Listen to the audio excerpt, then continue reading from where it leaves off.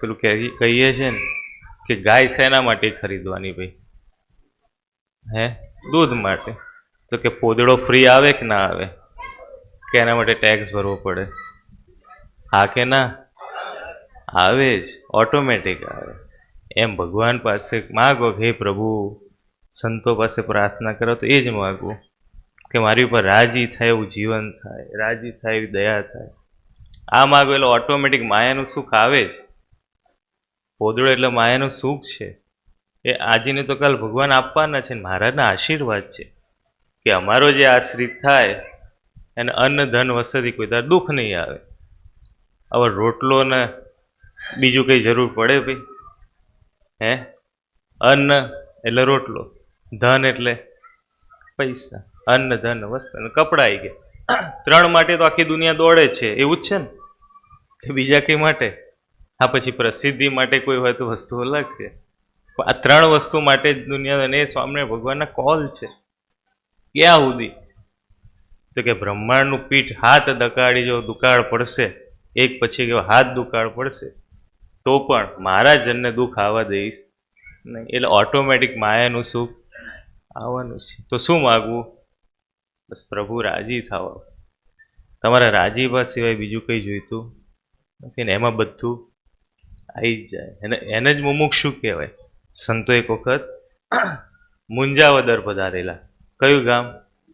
મુંજાવદર. એ કચ્છમાં આવ્યું કે સૌરાષ્ટ્રમાં, મને ખ્યાલ નથી, પણ આવો એક પ્રસંગ આવે છે. અને સંતોએ ઘરે ઘરે એ વખતે રિવાજ હતો, સંતો વિચરણમાં જતા ને ત્યારે જોડી માગવા જતા. વર્ષે અત્યારે આપણે જતા હોય છે ને સંતો, એટલે સંતો એક ઠક્કર જ્ઞાતિના ભાઈ હતા અને એમના ઘરે ગયા અને સ્વામિનારાયણ હરે સચ્ચિદાનંદ પ્રભુ એમ કહીને ટેલ પોકારી. એટલે જોયું તો કે આ તો સ્વામિનારાયણ ભગવાનના સંતો છે. ઓહો, મારા સુધી હોય કે? દર્શન કરીને રાજી થયા. ઘણા તો સંતો આવે દર્શન કરવા ના આવે, બાયણા બંધ કરી દે. સંતોના દર્શન કરવાથી બાયણા બંધ થાય. ભગવાન એના બાયણા બંધ કરે કે ના કરે? બંધ થઈ જ જાય. કહેવાની જરૂર નથી. કોના સાધુ છે એ તો વિચારવું જોઈએ કે નહીં? અને મુમુક્ષુ એને રાજી થાય દર્શન કરી. એટલે તમારા સગા સંબંધી આવે તમે રાજી થાવ કે મોઢું બગાડો? તો જે શ્રીજી મહારાજનો ચાંદલો કર્યો છે, જેને શ્રીજી મહારાજની ચૂંદડી ઓઢી છે, અને એવા સાધુના દર્શન કરીને ભાગો ભાગો કરે, એની ઉપર શ્રીજી મહારાજ રાજી થાય? ગમે એટલા જ્ઞાની હોય, વિદ્વાન હોય, પણ આવી અણસમજણ હોય તો મહારાજ રાજી ના જ થાય. સનાતન સત્ય છે. કારણ કે મહારાજની ચૂંદડીઓથી બાપજીનો પ્રસંગ આપણે કદાચ સાંભળ્યો હોય. બાપા એક વખત મુંબઈ કે સુરત વિચરણમાં પધારતા હતા અને ગાડી બગડેલી. એટલે બહાર ગાડી બગડી ત્યાં તો લઘુ પાણી માટે ઉતર્યા હતા અને એટલામાં એક ગાડી હાઈવે ઉપરથી નીકળી. એટલે અરસપરસ સંતો વાત કરતા હતા કે ફલાણી સંસ્થાના સંતો હશે, ફલાણી સંસ્થાના સંતો હશે. આવું અરસપરસ સંતો શું કરતા હતા? વાતચીત કરતા હતા. એટલે બાપજી પૂછે, શું ઘૂસપૂસ કરો, શું વાતચીત કરો, ખબર નથી પડતી તમે? એટલે કે બાપા અમે જોયું હમણાં એક સંતોની ગાડી નીકળી એટલે ચર્ચા કરતા હતા, ફલાણી સંસ્થાના સંતો, ફલાણી સંસ્થાના સંતો. બાપા કે સ્વામિનારાયણના સંતો છે એવું કહેવાય. કોના સંતો છે? હા, સ્વામિનારાયણ ભગવાનના સંતો છે. સમજ્યા? આ શું કહેવાય? મોટાની મોટપ કહેવાય. નહીં તો આપણે સંસ્થાવાદ આમાં જતા રહીએ ને તો પતી ગયું. જય સ્વામિનારાયણ. અવરભાવ છે એટલે સંસ્થા કદાચ દેખાય, પણ પ્રભાવમાં કઈ સંસ્થા રહેવાની? હે? મૂર્તિમાં મહારાજે મૂકી દીધા પછી કોઈ પણ મહારાજ સુખ આપે? મહારાજની જવાબદારી. આપણે હથેવાળો લઈ લઈએ, હોદ્દો લઈ લઈએ કે ભાઈ આનું જ કલ્યાણ થશે, આનું નહીં થાય. હવે ઓથોરિટી કોની પાસે છે? શ્રીજી મહારાજ પાસે છે. અને કલ્યાણની ઓથોરિટી શ્રીજી મહારાજની આપણે લઈ લઈએ કે ભાઈ આની પાસે જાય આનું કલ્યાણ નહીં થાય, આની પાસે જાય આનું કલ્યાણ નહીં થાય. એવું લેવાય? મોદી સાહેબની ઓથોરિટી કોઈ સીએમ લઈ લે તો મોદી સાહેબ રાજી થાય કે શું કરે? હાલે નહીં, રાજી એ ના થાય. એમ અનંત કોટી બ્રહ્માંડની આધિપતિની ઓથોરિટી આપણે હાથમાં લઈએ, इसका कल्याण होएगा इसका नहीं होएगा, એ ઇધર જાતા તો કલ્યાણ નહીં હોય. એટલે કલ્યાણ તો મહારાજા બ્રહ્માંડમાં પધારે ત્યારથી શરદ ઋતુ ચાલુ કરી દીધી છે. પછી ક્યાં કલ્યાણ ની અધૂરું રહ્યું.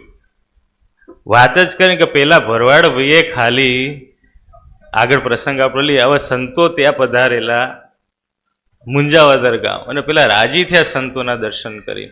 ઓહો, સંતો મારા ઘરે હોય ક્યાંથી, શું સેવા કરું? સંતો કે અમે જોડી માટે આવ્યા છીએ. તો કે શું જોઈશે? જે આપશો એ. તો કે તેને 2 રોટલા બને એટલો લોટ આપ્યો. કેટલો? 2 રોટલા બને એટલો લોટ. નથી આંખની ઓળખાણ, નથી કઈ ખબર, પણ એટલી ખબર હતી સ્વામિનારાયણ ભગવાનના સંતો છે.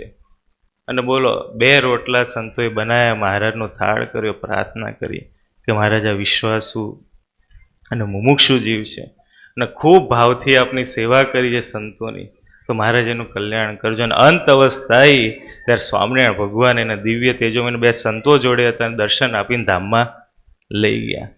શું સેવા કરવી? 2 રોટલાની સેવા. તો આપણે તો મહારાજના ધર્મ પાડીએ છીએ, નિયમ પાડીએ છીએ, શ્રીજી મહારાજની નિષ્ઠા છે, તો આપણું અધૂરું રહ્યું ભાઈ? કલ્યાણ છતે તે કરી જ દીધું છે. એટલે ઓથોરિટી કદાચ કોઈ લઈ લે તો રાજી રહેવું એની ઉપર કે ભગવાન એના સારું કરજો. તમારું બાપાએ તો આશીર્વાદ એના આપણે સ્વામીએ નિયમ આપ્યો છે કે નહીં, કે બાપજીએ જે આશીર્વાદ આપે એ દિવસમાં 3 વખત ઓછામાં ઓછી વખત યાદ કરવાના. અત્યારે 1 વખત યાદ કરી લેવું છે. મારા ચૈતન્યને અનાદિ મુક્ત કરી મૂર્તિના સુખમાં રાખ્યો છે, રાખ્યો છે, રાખ્યો છે. સૂર્ય ફરે, ચંદ્ર ફરે, અનંત કોટી બ્રહ્માંડ ફરે, પણ આપણે ફરવું નહીં. આ આશીર્વાદ આપી દીધા પછી આશીર્વાદ બદલનાર કોઈ છે નહીં. એટલે આટલું નિશ્ચિત રાખો. આપણે ભરવાડભાઈની વાત ચાલતી હતી કે ભરવાડભાઈએ શું કર્યું? સંતોને સેવા કરી, એક ડાંગ આપી, એક લાકડી આપી, અને કે ભગવાનને પ્રાર્થના કરજો કે મારું સારું તમારું કલ્યાણ કરે, આ લોકનું મારે કંઈ જોઈતું નથી. અને સંતો ગયા. મહારાજ અક્ષોવડીમાં હતા. મહારાજને જઈને દંડવત પ્રણામ કર્યા, પ્રાર્થના કરી, મહારાજ રાજી રહેજો, વિચરણ કરીને આવ્યા. મહારાજને બધો અહેવાલ આપતા હતા કે આ ગામ ગયા, આ ગામ ગયા. અનેક જીવો બિચારા એવા મુમુક્ષુ મળ્યા જે ભૂખ્યા અને ગરજુ હતા, અને એક જ ઈચ્છા હતી એમને, બસ કલ્યાણી. તો મહારાજ એમને કલ્યાણ કરજો. એમાં એક સ્વામી હતા. એ સ્વામી કે બાપ મહારાજ એક ભરવાડ મળ્યા હતા અને એના ડાંગ આપી છે કે સ્વામિનારાયણ ભગવાનને આપજો, આ મારી એક સેવા છે.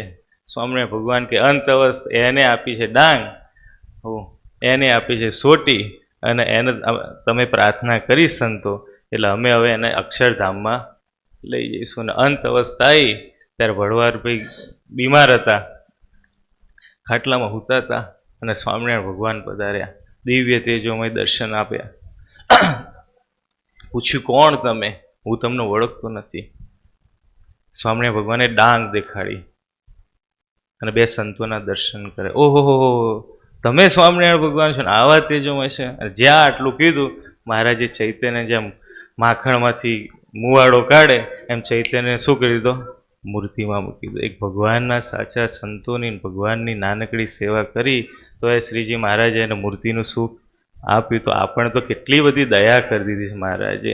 છતે દેહે મૂર્તિમાં રાખીને આશીર્વાદ આપી દીધા, નિષ્ઠા દ્રઢ કરાઈ. તો બસ મહારાજને, બાપાને, ગુરુદેવને પ્રાર્થના કરીએ તો બસ દયા કરી આપે કલ્યાણની હા પડાઈ છે.